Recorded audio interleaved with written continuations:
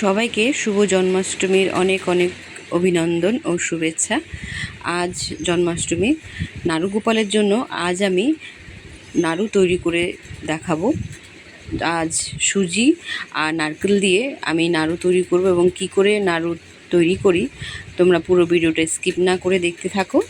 তো এই জন্য আমি প্রথমে নিয়েছি মেজারমেন্ট কাপের 1 কাপ নারকেল কোড়া আর 5-7টা কাজু বাদাম। এগুলোকে আমি একটু কড়াইতে দিয়ে ভালো করে একটু নাড়াচাড়া করে ফ্রাই করে নেব। এখানে তেল বা ঘি কোনো কিছু ব্যবহার করব না, আমি শুকনো খোলাতেই 3 থেকে 4 মিনিট একটু নাড়াচাড়া করে নেব যাতে নারকেলের কাঁচা গন্ধটা না থাকে। আজকে জন্মাষ্টমী, সবার বাড়িতে কম বেশি জন্মাষ্টমী উৎসব পালন করে থাকে, তাই নাড়ু গোপালের জন্য আজ নাড়ু স্পেশাল। দেখো আমি এরকমভাবে নাড়াচাড়া করে হালকা একটু কালারটা চেঞ্জ হয়ে গেছে, এরকমভাবে নাড়াচাড়া করে আমি এটাকে নামিয়ে নিয়েছি। নামিয়ে নেওয়ার পর মিক্সিতে দিয়ে দিয়েছি। এবার মিক্সিতে এটাকে পেস্ট করে নেব। দেখতে পাচ্ছ সেই নারকেল আর কাজু বাদাম পেস্টটা কেমন হয়েছে। এবার আমি আবারও কড়াই বসিয়ে দিয়েছি। এই সময় গ্যাসের ফ্লেমটা অবশ্যই মিডিয়াম টু লো থাকবে এবং এর মধ্যে আমি দিয়ে দিচ্ছি 2 টেবিল স্পুনের মতো ঘি। তোমরা চাইলে এখানে ঘির পরিবর্তে সাদা তেলও ব্যবহার করতে পারো, তবে ঘিটা দিলে নারকেলের নাড়ুর গন্ধটাই অন্যরকম আসে। আমি দিয়ে দিচ্ছি মেজারমেন্ট কাপের 1 কাপ সুজি। এই সময় ফ্লেমটা অবশ্যই লোতে থাকবে, না হলে সুজিগুলো ভাজা হবে না, কাঁচা কাঁচা একটা গন্ধ থেকে যাবে। এইরকমভাবে নাড়াচাড়া করে সুজিটা ভালো করে ভেজে নিতে হবে।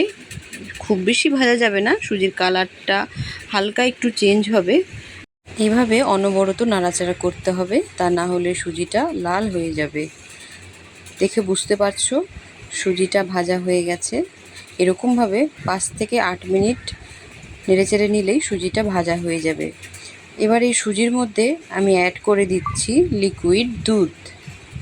এখানে মেজারমেন্ট কাপের 2.5 কাপ দুধ আছে। অল্প অল্প করে এই দুধটা আমি দেব, একবারে দেব না।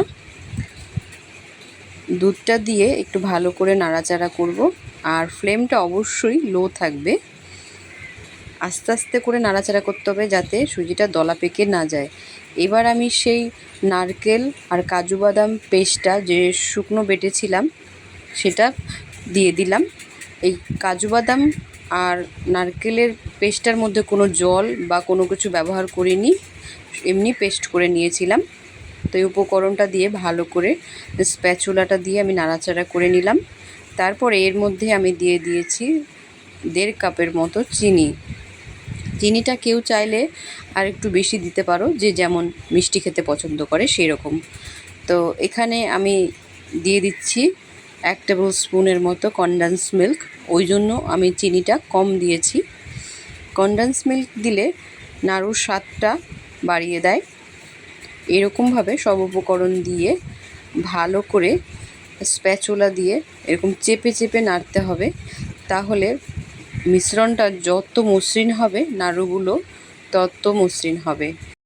এইভাবে 10 থেকে 12 মিনিট নাড়াচাড়া করে নিলেই নাড়ুটা তৈরি হয়ে যাবে। স্প্যাচুলা দিয়ে এরকম চেপে চেপে ভালো করে উপকরণগুলোকে মিশিয়ে নেব এবং ফ্লেমটা অবশ্যই লোতে থাকবে। আর আজকের এই ভিডিওটা তোমাদের কার কার ভালো লেগেছে তোমরা অবশ্যই আমাকে কমেন্টসে জানাবে। আর আমার চ্যানেলটাকে সাবস্ক্রাইব করে দিও এবং ভিডিওটিতে লাইক করে দিও। তোমাদের কাছে এতটুকুই অনুরোধ। আর এইভাবেই ভালোবেসে তোমরা আমার পাশে থেকো। দেখো 10 মিনিট নাড়াচাড়া করার পর শুকিয়ে সমস্ত উপকরণগুলো এরকম হয়ে গেছে।